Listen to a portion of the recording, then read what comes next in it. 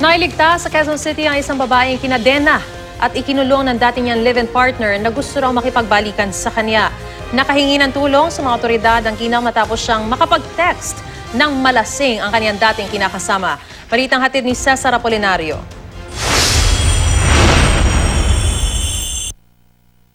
Paghingi ng saklolo ang laman ng mensahe ng text message ng 33 taong gulang na biktima na nakilalang si Elena Rapada sa kanyang kasalukuyang live-in partner.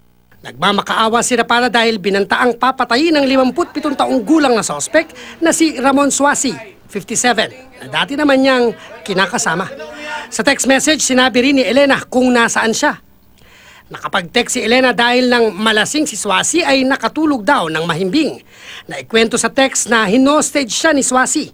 Ikinadena pa si Rapada ng sospek at ang dulo itinali sa braso nito.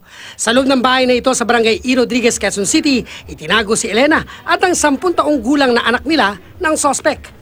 Ayon sa pulisya, 10 taon na raw hiwalay si Elena kay Suasi. Nagbalik ito sa bahay para kumuha ng ilan pang gamit. Pero nagmakaawa si Suasi na balikan na siya at magsama sila. So sinabi naman ni Elena na kukunin na yung gamit niya at uwi na sa Manila. So doon na nagalit yung suspect, no? Binantaan siya na papatayin siya. Past 10 o'clock in the evening, bumilis na pagkain, no? Kumuha siyang kadena. Kasama ang mga pulis at tanod ng barangay, sinalakay ang bahay ng sospek. Kasi nagising na yung suspect during that time, no? Dumating yung mga pulis. Nagising na kasi nga isasama naman siya sa pamimili ng mga magiging paninda. Tinanggal na yung kadena, pero no, pumatok na nga yung mga pulis. Yung babae na rin ang sumugod sa pintuan at binuksan. Kasi alam ng babae na yung nasa labas, yung pulis at saka ano. Kaya nang magkaroon ng pagkakataon habang may kumakatok sa kwarto at binuksan niya ang pinto. Nasa kote ang sospek at ligtas na nabawi si Rapada at ang batang biktima.